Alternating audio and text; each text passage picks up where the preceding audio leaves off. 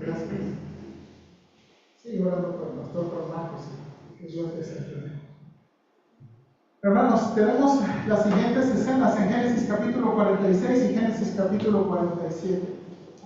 Hermanos, las siguientes escenas en estos capítulos, ¿verdad?, tienen muchos nombres. Y hermanos, estos capítulos nos muestran cómo Dios está protegiendo a Israel y a toda la familia del hambre que ha azotado la tierra. Hermanos, en el panorama general de todo Génesis, Dios ha usado las acciones malas de los hermanos de José y las ha convertido en trofeos de la gracia, donde José mismo ha traído bendición a Egipto y a toda su familia. Hermanos, yo sé que hemos estudiado cada capítulo y cada escena del libro de Génesis con cierta aplicación, ¿verdad? Los últimos capítulos hablamos de los pasos hacia la reconciliación y después hablamos de la reconciliación como la aplicación muy especial para nosotros.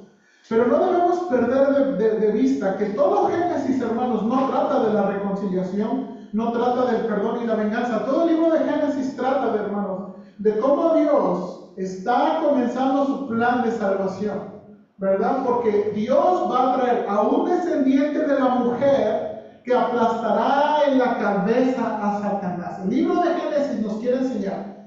Y Dios va a traer a ese descendiente de la mujer de hombres comunes y corrientes. En Génesis capítulo 12 nos enseña que Dios escoge a un hombre y a una familia, a Abraham y su esposa. Después, ¿verdad?, de 25 años, donde Abraham tiene que confiar en las promesas de Dios, Dios trae a Isaac. Y su nombre significa risa. ¿Recuerdan? Después Isaac, ¿verdad?, se casa con Rebeca y tiene dos hijos, hermanos, Esaú y Jacob. Y Dios decide escoger al menor y no escoger al mayor. Y de ahí, hermanos, la vida de Jacob nos enseña de nuevo que la fe tiene que crecer, hermanos, y que muchas veces, hermanos, lo contrario de José, Jacob es un creyente inestable. Sus propias decisiones y su propia, hermanos, letargo espiritual, esa lentitud con la que él ha tomado a Dios y su palabra, lo han hecho la persona más inestable. La diferencia de José es una persona estable. Junto que, hermanos, ahora Génesis nos está enseñando que Dios va a traer, ¿verdad?, al descendiente de la mujer que aplastará la serpiente de Satanás, pero también Dios está, hermanos. Lo que vemos en Génesis capítulo 1, Dios plantando un huerto y poniendo un templo llamado Edén y trayendo un reino, eso no ha terminado.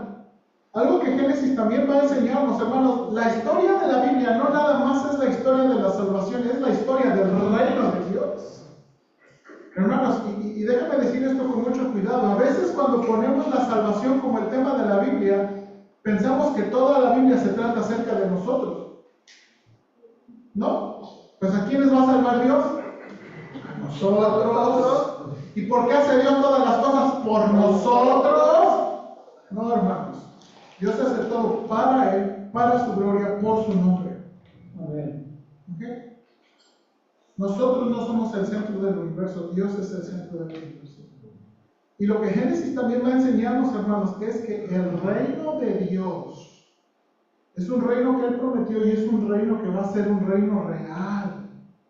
Un reino, hermanos, si uno no puede, bueno, déjenme decirlo así, uno no puede confiar en un Dios que no cumple sus promesas tal como las dijo. Y este capítulo va a enseñarnos eso. Ahora, los hermanos de José fueron cambiando a través de la disciplina y necesidad que Dios trajo a sus vidas. Hermanos, Dios tenía un plan para todos los hijos de Israel. Jacob y sus 12 hijos. Y Dios tuvo que traer disciplina y necesidad para cambiar sus vidas. Y especialmente la vida de Judá. En la vida de Judá, hermanos, Dios tuvo que castigarlo. Sin embargo, hermanos, este capítulo va a anticipar un pequeño problema que es parte de la naturaleza humana. Y déjame ilustrarlo de esta manera para comenzar. Muchos de nosotros hemos ido al doctor.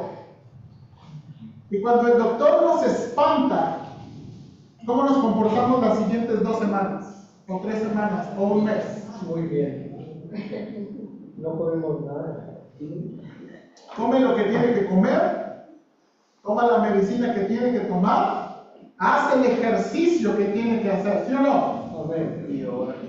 Pero esta es la cosa, hermanos. Uno termina de... Uno ya no siente tanto miedo, o uno ya no siente tanto dolor, ¿y qué pasa? Deja de tomar la medicina, deja de seguir las instrucciones. ¿Hasta cuándo? Hasta que vuelva a doler otra vez. Hermanos, lo mismo pasa de nuevo, y de nuevo, parecido a esto también pasa en las relaciones. Hermanos, lo que vemos en la vida de José, fue duro, fue durísimo. Dios hizo una obra milagrosa aquí de reconciliación. ¿Usted perdonaría a un hermano si un hermano de usted lo vende? Fue trata de personas, hermanos. Fue un delito. Los hermanos de José cometieron un grave delito que se paga con muchos años en la cárcel. Y José no nada más los perdona, los cuida y los alimenta. Hermanos, muchas veces de nuevo las reconciliaciones se dan a base de muchas dificultades. A veces Dios tiene que castigarnos. A veces Dios tiene que traer necesidad para restaurar una relación entre ofensores y ofendidos. Pero de nuevo, este es uno de los peligros y una de las tentaciones que en un punto deja de doler. En un punto va a dejar de doler. Hermanos, ¿cuál es la tendencia que tenemos cuando la intensidad de la prueba ha bajado? ¿Qué pasa cuando la situación ya no duele tanto? ¿Qué pasa cuando la situación ya no es tan hostil? ¿Le aflojamos, sí o no? Y creo que, hermanos, de nuevo, la historia de José, de manera global, en estos capítulos, nos van a enseñar, hermanos, que Dios está dispuesto a bendecir y producir estabilidad espiritual en nuestras vidas. Hermanos, y de nuevo, creo que necesitamos entender más la estabilidad espiritual como la Biblia lo enseña, que como a veces nuestras mentes imaginan. Yo quiero regalarle al pastor Juan Marcos ese libro de Nubes Oscuras, Misericordias Profundas. Y yo lo recomiendo, hermanos. Es un libro sobre los salmos de lamento. Y el hermano, y ya también lo vimos aquí en la iglesia, hermanos, en los salmos de lamento, David, con todo y que era el amigo de Dios, con todo y que era el ungido de Dios, se quejaba. Porque quejarse es humano. ¿No cree usted? David estaba en desacuerdo y le reclamaba a Dios. Pero aquí en la iglesia, yo no sé cuándo ni cómo nos creemos a veces mejores que David, que no te quejes, no reclames. Eso no es cristiano. Y creo que, hermanos, necesitamos entender que a veces ciertas reacciones que tenemos son humanas. Que Dios tiene misericordia de nosotros porque somos frágiles y humanos. Lo que nos enseñan los salmos de lamento es que el salmista no se queda y no vive en la queja y en la amargura. El salmista avanza. Y eso se llama, hermanos, estabilidad espiritual. Hermanos, es muy hipócrita y muy falso si está pasando pruebas en nuestra vida decir, no, todo está bien. Pero eso es muy hipócrita y muy falso. Porque a veces no todo está bien. Y yo sé que somos muy políticos a veces en la iglesia. ¿Cómo está? Bien. Bueno, a veces que no está bien. Y creo que necesitamos más transparencia. Hermanos, Dios está dispuesto a bendecir y producir estabilidad en nuestra vida espiritual. Déjame demostrarle que esto es lo que está tratando de pasar aquí. Génesis 46, por favor. Génesis 46, por favor. Dice aquí, lo que tenemos aquí es la salida de Canaán y el encuentro con José. Dios promete estar con Jacob al descender con Egipto. Dice en Génesis capítulo 46, salió Israel con todo lo que tenía y vino a Berseba y ofreció sacrificios al Dios de su padre Isaac. Y habló Dios a Israel en visiones de noche y dijo, Jacob, Jacob, y él respondió, heme aquí. Y dijo, yo soy el Dios de tu padre, no temas descender a Egipto, porque allí yo haré de ti una gran nación. Yo descenderé contigo a Egipto y yo también te haré volver y la mano de José cerrará tus ojos. Y se levantó Jacob de Berseba y tomaron los hijos de Israel a su padre Jacob y a sus niños y a sus mujeres en los carros que Faraón había enviado para llevarlos. Y tomaron su ganado y sus bienes que habían adquirido en la tierra de Canaán y vinieron a Egipto, Jacob y toda su descendencia consigo.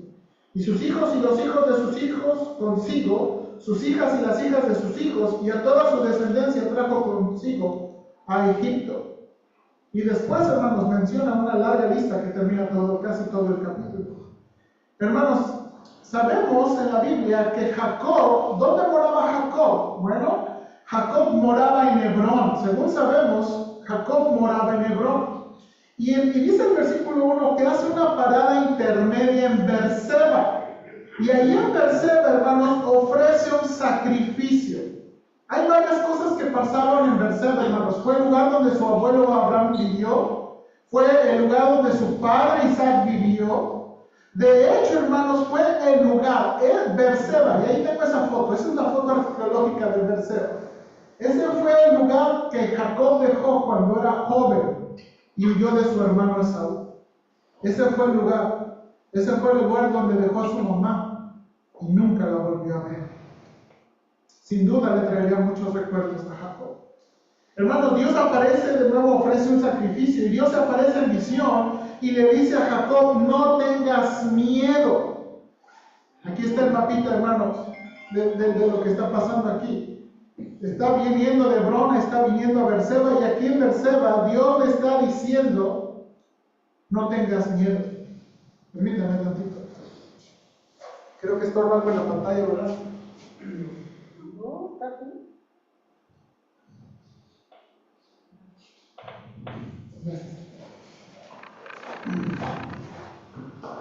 ¿Verdad? Y ahí de nuevo, hermanos, Dios le dice: no tengas miedo. Ahora, hermanos, de nuevo, uno necesita entender qué es lo que está pasando aquí. No tengas miedo. ¿Por qué podría tener miedo Jacob? Bueno, hermanos, como todos nosotros, Abraham descendió a Egipto y mintió acerca de Sara y se la robaron, ¿se acuerdan? Sí. En una situación muy parecida, hubo hambre en la tierra. Abraham dijo: pues aquí no hay que comer, voy a ir a Egipto. ¿Se acuerdan? Miente: oye, di que no, di que eres mi hermana, porque estás re guapa, mira. Y se la robaron, hermano. Es lo que el texto dice: se la robaron. No fue que hubo un intercambio, se la robaron y después le dieron dinero para que se fuera. Con su papá, Isaac intentó ir a Egipto, pero Dios lo detuvo. Y ya no llegó a este Egipto, sino que llegó con Abimelech, donde adivinen qué pasó. Hizo lo mismo, mintió de Rebeca: no, no eres mi hermana. Digo, no eres mi esposa, eres mi hermana. Y otra vez. Hermanos, descender a Egipto en la mente de Jacob, pues de nuevo son los relatos. Pero probablemente, hermanos, la cosa que más asustaría a Jacob fue lo que Dios le dijo. En Génesis 15, hermanos, cuando Dios hace un pacto con Abraham, hermanos, en Génesis 15 Dios hace un pacto con Abraham. Hermanos, acuérdense, en Génesis 15 está la explicación de por qué los judíos y palestinos y Medio Oriente se están peleando esa tierra. Porque Dios le prometió a Israel esa tierra. Y cuando en Génesis 15 Dios le está prometiendo esa tierra, Dios le está anticipando algo a Abraham. Este es el abuelo, hermanos, le está diciendo al abuelo. Entonces Jehová dijo a Abraham: ten por cierto que tu descendencia morará en tierra ajena y será esclava allí y será oprimida 400 años. Hermanos, ¿usted cree que eso no estaba en la mente de Jacob? Sí. Dios le dijo a mi abuelo, y mi abuelo le dijo a mi papá. Ahora, no dice ahí Egipto. En Génesis 15 no dice ahí Egipto. Pero imagínese, toda su familia se va a mover a Egipto. Toda su familia. ¿Usted no le daría miedo pensar? Dios dijo que nos va a hacer esclavos. ¿Qué tal si esta es la oportunidad? ¿Qué tal si es esta la nación donde vamos? O sea, yo voy a ser quien meta a mi familia por 400 años. ¿Usted no tendría miedo? Ahora, hermanos, ¿qué tenemos aquí? Bueno, En estos versículos Dios le promete tres cosas. No tengas miedo. Yo haré de ti una gran nación. Yo descenderé contigo a Egipto. Y yo también te haré volver. Yo haré de ti una gran nación, descenderé contigo a Egipto, y yo también te haré volver. Hermanos, si nos ponemos a pensar, lo que les espera en los siguientes años no es bueno ni agradable. Pero Dios promete estar con ellos, claramente. Y no es muy diferente a nosotros, hermanos. La Biblia es muy clara, hermanos, en cuanto a los planes de Dios y sus promesas. Así como Dios estaba prometiendo su promesa para con su pueblo Israel, Cristo también ha prometido su bendición, su gracia y su paciencia para con su iglesia. Hermanos, la iglesia no es Israel. Israel es Israel, la iglesia es la iglesia. Hermanos, el Señor Jesucristo nos dice en el Nuevo Testamento, el ser discípulo de Cristo no significa que todas las circunstancias van a ser cómodas y agradables.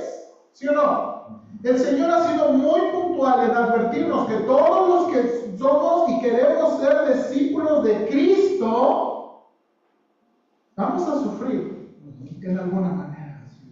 Déjame darle un pasaje. Dice 1 de Pedro 4, no tiene que seguir, no me tiene que seguir, nada más escucho. Me dice, por lo tanto, ya que Cristo sufrió dolor en su cuerpo, ustedes prepárense, adoptando la misma actitud que tuvo Él y estén listos para sufrir también. ¡Qué palabras! Pues si han sufrido físicamente por Cristo, han terminado con el pecado. No pasarán el resto de la vida siguiendo sus propios deseos, sino que estarán ansiosos de hacer la voluntad de Dios. Dice Pedro, en el pasado han tenido más que suficiente las cosas perversas que les gusta hacer a los que no tienen a Dios.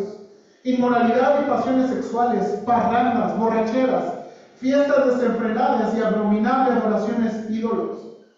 Mira este versículo, o escuche. No es de extrañarse que sus amigos de la vieja vida se sorprendan de que ustedes ya no participan en las cosas destructivas y descontroladas que ellos hacen. Por eso los felicitan. Por eso te dicen, échale ganas. No, dice Pedro, por eso los calumnian. Por eso los maltratan. Por eso se burlan de ustedes, porque no hacen eso. Pero recuerden que ellos tendrán que enfrentarse con Dios, quien juzgará a todos, tanto a vivos como muertos. A lo mejor usted está pensando todavía si debería continuar o ser más fiel al Señor. A lo mejor está pensando que ser fiel al Señor no le ha traído los resultados que esperaba. Probablemente, hermanos, y yo no sé de nuevo la vida de todos aquí, pero a lo mejor cuando usted se convirtió al Señor, o usted que se está tomando más en serio las cosas de Dios, sus circunstancias han empeorado y tiene miedo de seguir adelante. Bueno, hermanos, Dios promete que si perseveramos tenemos recompensa. El escritor de Hebreos dice, acuérdense de los primeros tiempos cuando recién aprendían acerca de Cristo. Recuerden cómo permanecieron fieles aunque tuvieron que soportar terrible sufrimiento. Algunas veces nos ponían en ridículo públicamente y los golpeaban. Otras veces ustedes le ayudaban a los que pasaban por lo mismo. Sufrieron junto con los que fueron metidos en la cárcel. Y cuando ustedes les quitaron todos sus bienes, lo aceptaron con alegría. Sabían que en el futuro les esperaban cosas mejores que durarán para siempre. Por lo tanto, no desechen la firme confianza que tienen en el Señor. Tengan presente la gran recompensa que les traerá. Perseverar con paciencia es lo que necesitan ahora para seguir haciendo la voluntad de Dios. Entonces recibirán todo lo que Él ha prometido. Y escogí esta figura, hermanos, de unos hermanos en Chiapas. Había figuras de Chiapas e Hidalgo. Hermanos, estos versículos a veces no son tan importantes hasta que nos tocan verdaderamente. Aquí en Hermosillo no hay persecución. No nos están sacando de nuestras casas y nuestras colonias por ser cristianos. Pero en otras partes del país sí. Cuando leen estos versículos tienen mucho sentido para ellos. Tienen mucho sentido para ellos, hermanos. Porque les están quitando todo lo que tienen. Todo lo que tienen. Hermanos, Los siguientes versículos, como dije, describen a toda la familia que llevó Jacob a Egipto. El hermano Jim Berger, cuando enseñaba este capítulo, dice, los nombres a nosotros nos aburren, ¿sí o no?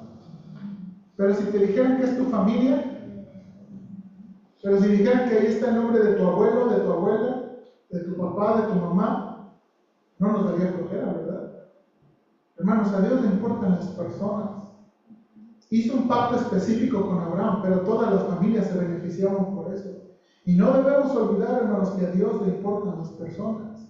A Dios le importan las personas. No importa cuánto dinero tengan, no importa de qué familia nacieron, no importa cuánta educación tengan, a Dios le importan las personas. Y puso sus nombres, ¿se da cuenta? Dios puso sus nombres ahí porque le interesan las personas. Ahora, hermanos, la siguiente escena, por favor.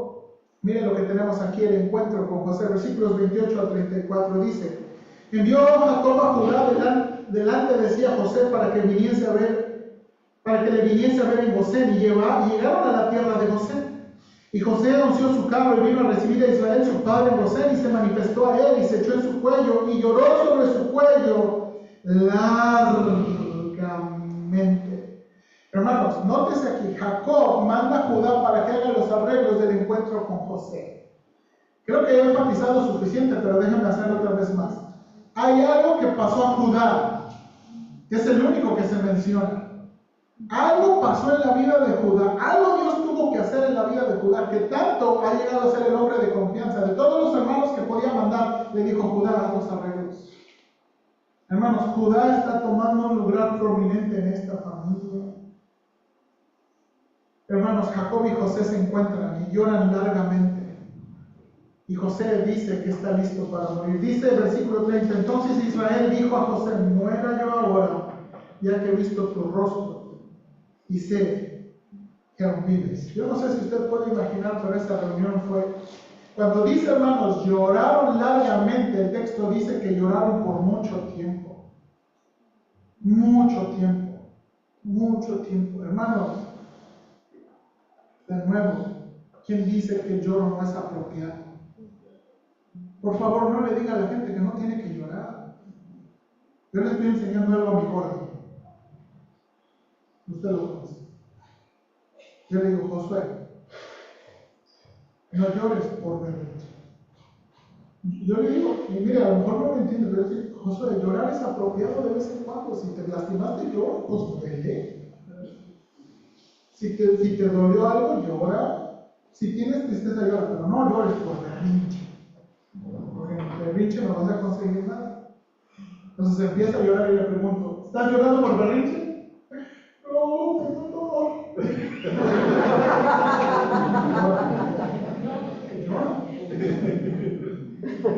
Hermanos, llorar es apropiado. En momentos así que había, Jacob dijo, no, ya no lloro, ya todo pasó. No todo pasó. Llorar es apropiado, y es lo que está pasando aquí. El texto enfatiza eso. Ahora, hermanos, los siguientes versículos 31 y 34, José expone su plan para con Faraón. Les dice, y José dijo a sus hermanos y a la casa de su padre, subiré y lo haré saber a Faraón, y les diré, mis hermanos y la casa de mi padre, que estaban en la tierra de Canaán, han venido a mí. Y los hombres son pastores de ovejas, porque son hombres ganaderos, y han traído sus ovejas y sus vacas y todo lo que tenían. Y cuando Faraón los llamare y dijere, ¿cuál es vuestro oficio? Entonces diréis, hombres de ganadería han sido tus siervos, desde nuestra juventud hasta ahora, nosotros y nuestros padres, a fin de que moréis en la tierra de Gosén, porque para los egipcios es abominación todo pastor de ovejas. ¿Qué? Es medio confusa esta declaración, ¿no? A ver, José, nos estás diciendo que le vayamos a decir a Faraón que somos pastores y que todos los pastores, y para los egipcios un pastor es una abominación. Bueno, ¿por qué mentir? Hermanos, José anima a su familia a ser absolutamente honestas con el Faraón respecto a su ocupación. No deben intentar ser algo que no son. Acuérdese que la deshonestidad fue un problema que atormentó a Jacob y a su familia durante mucho tiempo. Hermanos, las mentiras y vivir en una familia y perpetuar mentiras es la cosa más dañina que puede pasar. Y José les está diciendo, ok, no les gusta, son desagradables los pastores, pero adivinen qué son ustedes, pastores. Y no tienen que mentir, eso es lo que son, eso es lo que hemos sido. Ahora, se encuentran con Faraón, hermanos. La siguiente escena, capítulo 47, los hermanos de José. Y aquí los encuentros están divididos en dos. Primero vienen los hermanos de José, versículos 1 al 6. Dice aquí, vino José y lo hizo saber a Faraón y dijo, mi padre y mis hermanos y sus ovejas y sus vacas, con todo lo que tienen, han venido a la tierra de Canaán y aquí están en la tierra de Gosén. Y de los postreros de sus hermanos tomó 5 varones y los presentó delante de Faraón. Y entonces, hermanos, Faraón dijo a sus hermanos, ¿cuál es vuestro oficio? Hermanos, si yo hubiera estado en esa cena, allá al ladito, aquí está Faraón hablando, yo les hubiera dicho, les dije que les iba a preguntar. Y les pregunta a Faraón, ¿cuál es vuestro oficio? Hermanos, ellos, ¿qué contestan los hermanos? Los pastores de ovejas son tus siervos, así nosotros como nuestros padres. Dijeron además a Faraón, para morar en la tierra hemos venido, porque no hay pasto en la oveja, no hay pasto para las ovejas de tus siervos, pues el hambre es grave en la tierra de Canaán. Por tanto, te rogamos ahora que permitas que habiten tus siervos en la tierra de Gosén. Y ahora, hermanos, esta es la cosa interesante. ¿Quiénes están hablando aquí? ¿Con quién? Con el faraón. Ok, ahora mire que contesta el faraón y a quién le contesta. Versículos 5 al 6. Entonces Faraón habló a José diciendo, tu padre y tus hermanos han venido a ti. La tierra de Egipto delante de ti está. En lo mejor de la tierra has habitar a tu padre y a tus hermanos. Habiten en la tierra de Gosén. Y si entiendes que hay entre ellos hombres capaces, ponlos por mayorales del ganado. Y aquí, hermanos, quiero pensar en esto. José, ¿por qué Faraón se dirige a José? Bueno, porque le delega la autoridad de aceptar a su familia y acomodarlos. Hermanos, el plan de José les quiere recordar que Egipto será un lugar temporal, porque Dios les ha prometido un mejor lugar. La tentación de Egipto será que sean parte de ellos y se olviden de las promesas de Dios. Hermanos, aquí los hermanos de José le están diciendo que son pastores y luego el faraón ya les promete una senaduría, una diputación, ya les ofrece un lugar ahí en el ayuntamiento. Así es. Y esta es una de las cosas, hermanos, que José les tiene que recordar en su plan. Ustedes son pastores y ustedes han venido temporalmente, porque este no es su hogar. Y hermanos, ver el sustento de Faraón, de Egipto, ver que hay abundancia en Egipto y ver todas las cosas de Egipto, claramente les pueden hacer olvidar. El escritor de Hebreos dice esto, hermanos, acuérdense, y lo vimos en unos capítulos mucho más antes.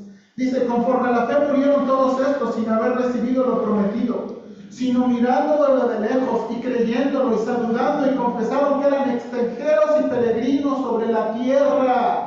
Porque lo que estos dicen claramente dan a entender que buscan una patria. Pues si hubiesen estado pensando en aquella de donde salieron, ciertamente tenían tiempo de volver. Pero anhelaban una mejor, esto es celestial, por lo cual Dios no se avergüenza de llamarse Dios de ellos, porque les ha preparado una ciudad. Hermanos, les ha preparado una ciudad. Entonces José, al decir que son pastores y ayudarles con ese plan y mantener ese plan, quiere ayudarles. Venimos temporalmente. Tenemos que regresar a Canaán, porque Canaán es la tierra que Dios nos permitió y la tierra que Dios nos proveyó. Hermanos, la tentación de que Dios bendiga a proveer nuestras necesidades y aliviar nuestro dolor es que olvidamos pronto. Los seres humanos olvidamos pronto. Hermanos, algunos han venido a Cristo en medio de mucho dolor y necesidad. Pero una vez que pasa, somos cortos de memoria. Otros no han sufrido lo mismo y entonces se preguntan, ¿qué tan importante es Dios cuando tengo siempre que comer, vestir, dónde vivir?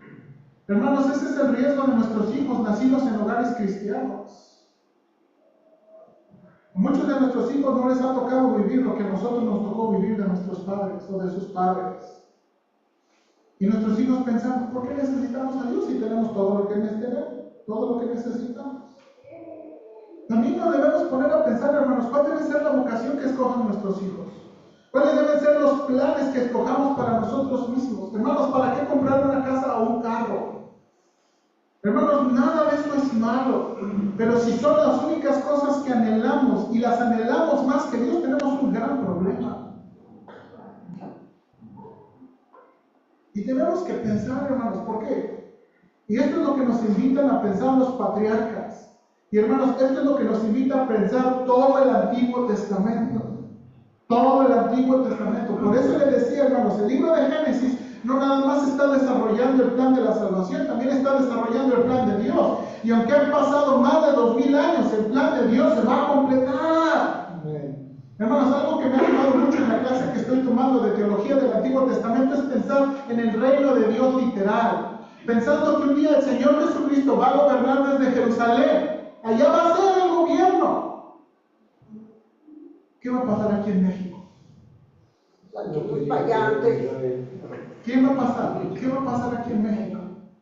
Y hermanos, yo no sé qué va a pasar, pero me gusta a veces volar mi imaginación y pensar, Señor, ¿qué si tenemos un gobierno perfecto de gente honesta? ¿Usted cree que mejoraría nuestro país? Y de nuevo, a veces, hermanos, a veces en la iglesia nos gusta pensar de nuevo, y por eso la gente nos critica. Pensando, ay, es que esos cristianitos pensando en un cielo con almitas y echándose un poquito. No, hermano, así no va a ser el reino de Dios. Así no va a ser el reino. No es lo que yo leo en el Antiguo Testamento. Si usted piensa así, a lo mejor usted necesita leer mejor el Antiguo Testamento. Pensando promesas de un reino de Dios. Yo quiero ver, hermanos, justicia en mi propio país. Y anhelo ver justicia en mi propio país. Y también en el del vecino. ¿Verdad? Hermanos, José necesita recordarles que son peregrinos. Después, José introduce a su padre Jacob y bendice a Faraón. Se dice dos veces, hermanos, en versículo 7 y en versículo 10, que bendice a Faraón. También José introdujo a Jacob, su padre, y lo presentó delante de Faraón, y Jacob bendijo a Faraón. Dice el versículo 10, y Jacob bendijo a Faraón y salió de la presencia de Faraón. Esto, hermanos, no tiene ningún sentido para nosotros si no somos de ese lugar. Hermanos, los orientales tienen una cultura de mucho respeto sobre la edad. Mucho respeto. Los japoneses, los chinos. Es más, hermanos, hasta los africanos. Cuando el hermano Isaac fue a África, el hermano Miguel Triano, que es el misionero que tiene más de 15 años allá, llegó a la iglesia y les dijo, este señor, este pastor es mi senior. O sea, este es alguien más arriba de mí.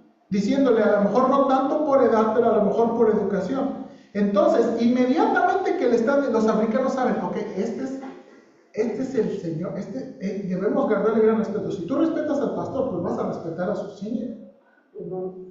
Y lo que diga el senior le tienes que preguntar. Los tratos ahí se hacen entre los ancianos, los tratos de ahí se hacen entre las personas de nuevo, por un respeto. Cosa que en nuestro país ya no es. Ahora, esto es lo que está pasando, creemos. Aquí hay dos cosas. Las bendiciones no las dan cualquiera en el oriente, y el respeto no lo da cualquiera en el oriente. No vemos a Jacob inclinándose a Faraón. ¿Quién es Faraón? Y Jacob no se arrodilla. Es Jacob el que bendice a Faraón. Probablemente por la edad. Y probablemente por el que tiene las promesas. Y entonces, hermanos, Faraón le pregunta, ¿cuántos son los días de años de tu vida?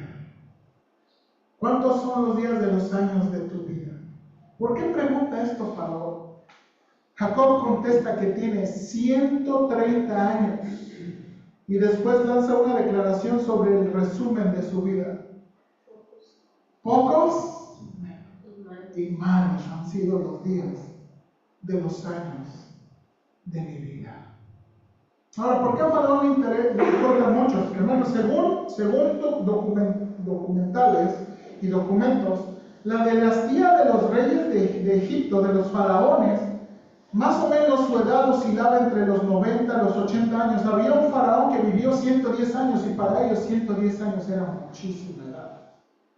Pues aquí viene un hombre que tiene 130 años. Esa es la razón por la que Jacob, porque Faraón tiene tanto respeto.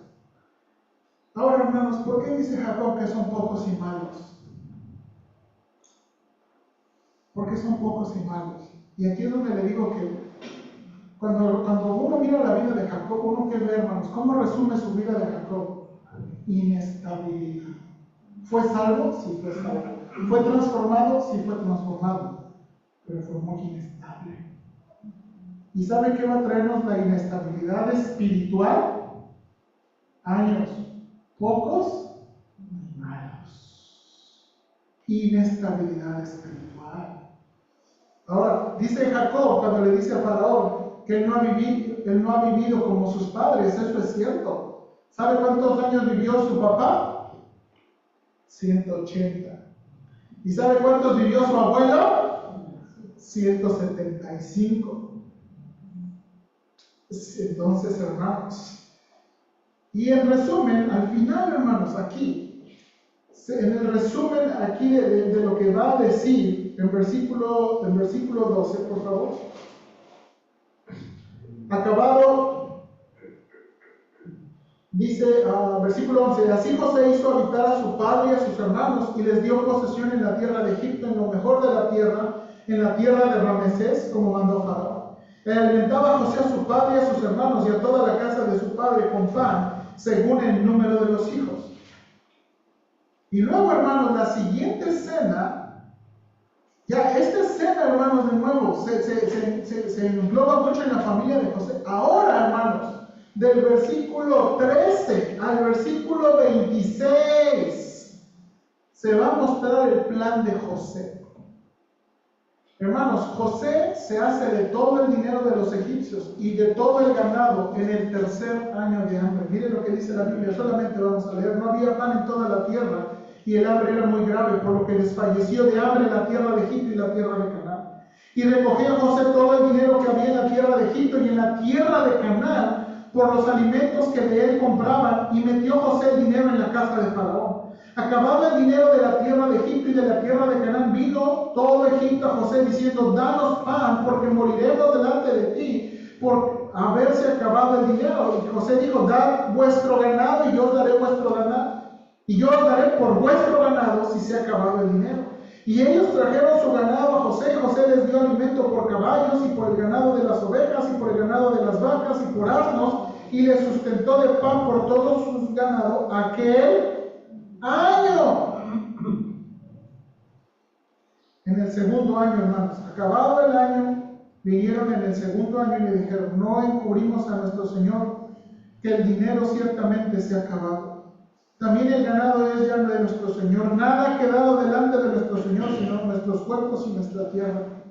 ¿Por qué moriremos delante de tus ojos? Así nosotros como nuestra tierra. Cómpranos a nosotros y a nuestra tierra por pan, y seremos nosotros y nuestra tierra siervos de Faraón. Danos semilla para que vivamos y no muramos, y no sea asolada la tierra. Entonces compró José toda la tierra de Egipto para Faraón, pues los egipcios vendieron cada uno sus tierras, porque se agravó el hambre sobre ellos, y la tierra vino a ser de Faraón. Y al pueblo lo hizo pasar a la ciudad desde un extremo al otro del territorio de Egipto. Solamente la tierra de los sacerdotes no compró, por cuanto los sacerdotes tenían ración de Faraón, y ellos comían la ración que Faraón les daba, por eso no vendieron su tierra. Y José dijo al pueblo: he aquí os he comprado hoy a vosotros y a vuestra tierra para Faraón. Ved aquí semilla y sembraréis, ved aquí semilla y sembraréis la tierra. De los frutos daréis el quinto a Faraón, y las 4 partes serán vuestras para sembrar la tierra y para vuestro mantenimiento, y de los que están en vuestras casas, y para que coman vuestros niños. Ahora, hermanos, ¿qué tenemos aquí? 2 cosas. Después de que hacen este trato, ya vinieron todo. ¿Cómo contestan los egipcios? ¿Cómo contestaría usted? ¿Qué abusivo eres? ¿No? Ya tienes todo y ahora nos quieres quitar el 20% de la tierra. Pero mire qué contestaron ellos. Versículo 25. La vida nos has dado. Hallemos gracia en los ojos de nuestro Señor y seamos siervos de Faraón. Hermanos, la gente no estaba indignada. Y eso nos hace entender un poquito la proporción de lo que estaba pasando. Entonces José lo puso por ley hasta hoy sobre la tierra de Egipto, señalando para Faraón el quinto, excepto toda la tierra de los sacerdotes, que no fue de Faraón. Esa frase, hermanos, cuando Moisés está escribiendo eso, José tiene muchos años de haber sido enterrado. Muchos. Y cuando Moisés escribe estas palabras, ¿qué dice Moisés? Lo que José mandó, hasta hoy, funciona. Y hermano, a lo mejor usted no entiende, pero todos deberíamos entender esta ilustración y cómo funcionan los impuestos en el mundo. Hermanos, yo sé que algunos de nosotros no entendemos y yo sé que los jóvenes tampoco entienden, pero deberíamos entender los impuestos. Hermanos, ¿cuántos impuestos se pagan en México? Yo nada más hice una búsqueda sencilla y me encontré que hay impuestos federales, hay impuestos estatales y hay impuestos municipales. Impuestos sobre la renta, ISR. Impuesto al valor agregado, IVA. Impuesto especial sobre producción y servicios, IEPS. Impuesto sobre automóviles nuevos, ISAN. Impuesto empresarial a tasa única, IETU. Y impuesto de los depósitos en efectivos, IVA. Y ahí, hermanos, si usted tiene una propiedad, usted cada año y yo pagamos impuesto predial. El impuesto predial en Hermosillo es un gravamen que debe cubrir los propietarios de bienes inmuebles como casas, terrenos o departamentos. Pagamos un impuesto por poseer tierra, ¿sabía? Se llama predial. Ahora, según este impuesto es importante para financiar obras públicas, servicios municipales y la mejora de la infraestructura urbana. No lo digo yo, lo dice el BBVA. El impuesto predial se calcula tomando como base el valor catastral del inmueble por su parte y todo lo demás. El IVA. Yo sé que a algunos sí les interesa, pero a algunos sí nos interesa. El IVA es un impuesto que se cobra por el consumo final de productos y servicios. Este valor agregado se aplica tanto para compras nacionales como internacionales y en México corresponde al 16% de los bienes adquiridos. Entre las actividades que se suele aplicar el IVA está compra de ropa, comer en restaurantes, ir al cine, importar bienes y servicios, prestar servicios profesionales de forma independiente. Hermanos, si usted compra cosas, paga impuestos.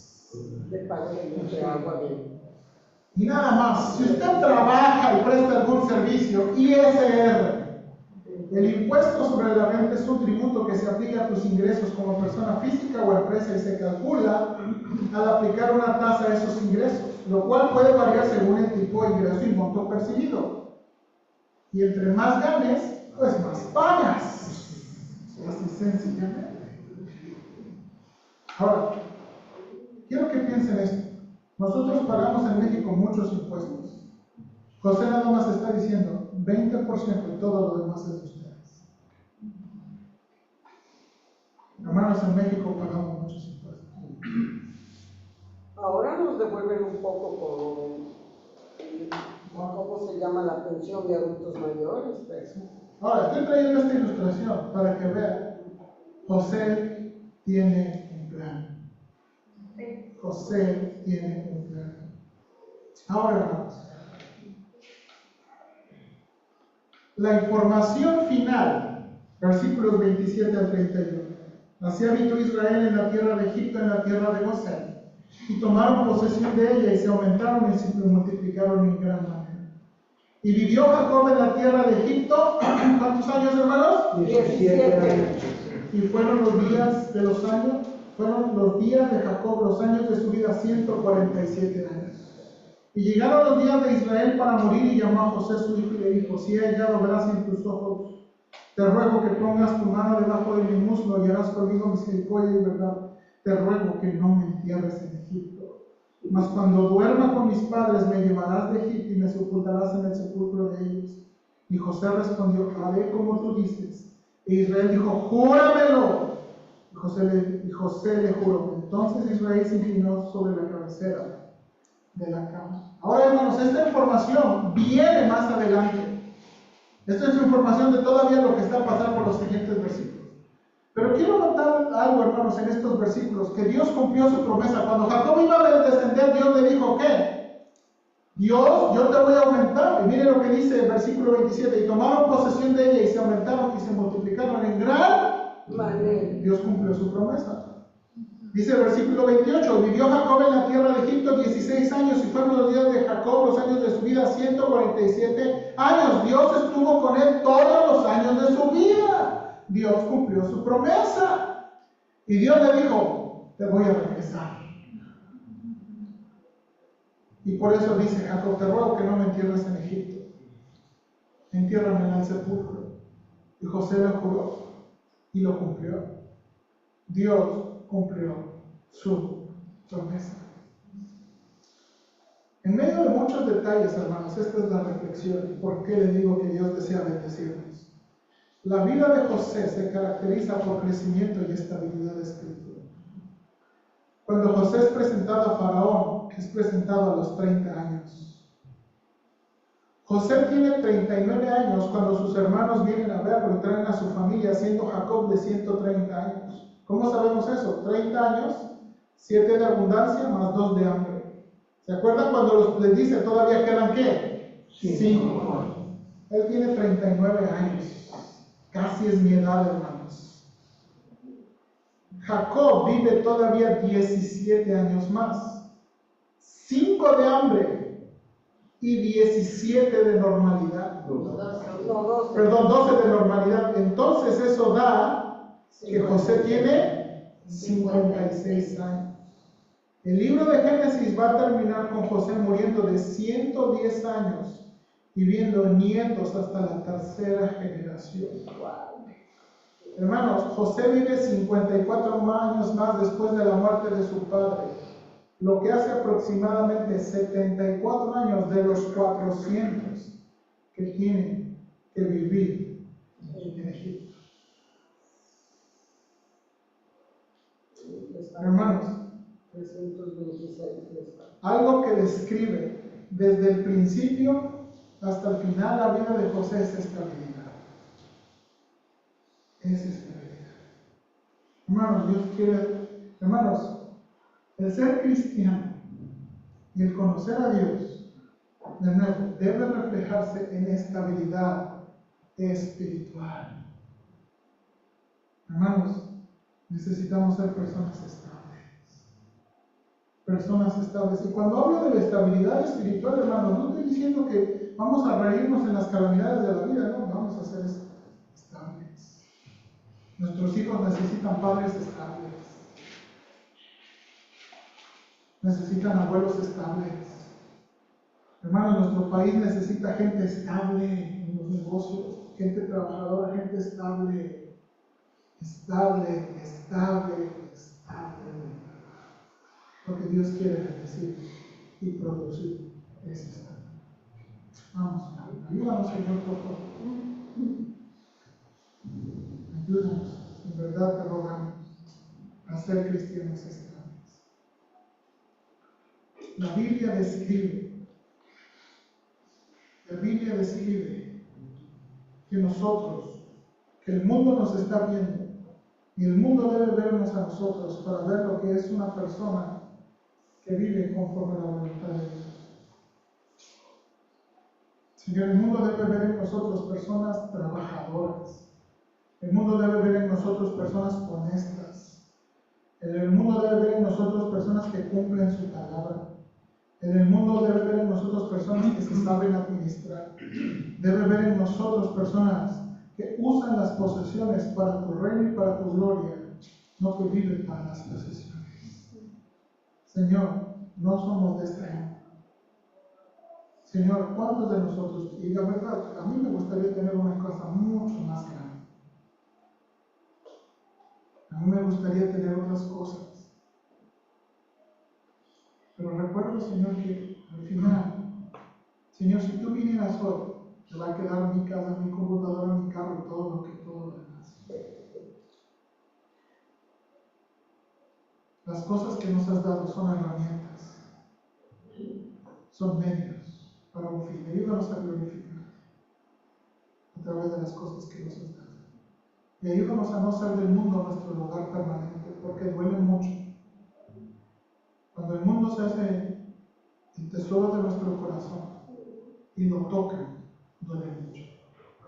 Duele mucho cuando nos roban, duele mucho cuando lo perdemos. Ayúdanos. Y no tampoco estoy diciendo que debemos ser irresponsables. Creo que debemos ser buenos administradores de lo que nos has dado.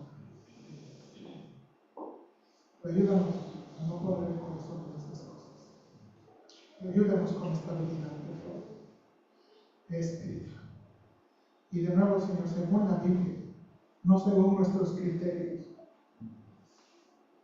Porque, Señor, como ahora, el pastor Juan y su esposa van a necesitar tiempo para llorar. Todo lo que tengan que llorar.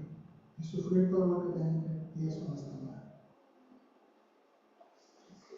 Produce en ellos la gracia que necesitan. Por favor, lo suplicamos en Cristo Jesús. Amén.